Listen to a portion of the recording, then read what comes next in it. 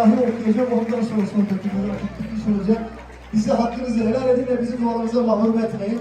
Esselamu Aleyküm ve Rahmetullahi ve Berekatuhu.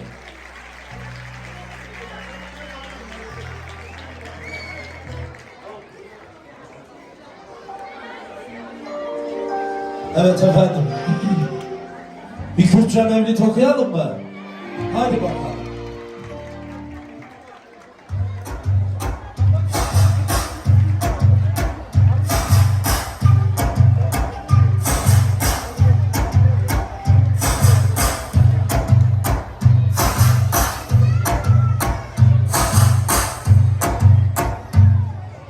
فابدي بخدب خضاي عالمين او خضاي دايما ديني مبين ابكرينا امتا خير البشر طابعي بمقتضاي نامنا او خضاي مالكي ملكي عزيز دائما براس قرآن كريم ديني مكر كامل ونعمة تمام يا عباد احمد دار السلام او خداي بنذير ذو الجلال بوصال وبخوان وبزمان رازقي بدستوار ومرمون عالمي سران قوتي در صدور كاري سازي بنده وسلطاني جان راهب الرحمن لطيف ومهربان آسماني بستون وكربدي صورتي ما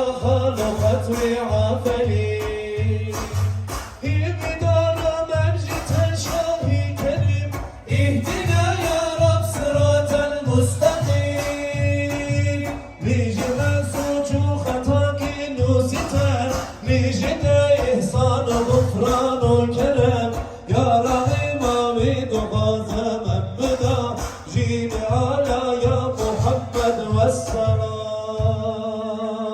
قدمت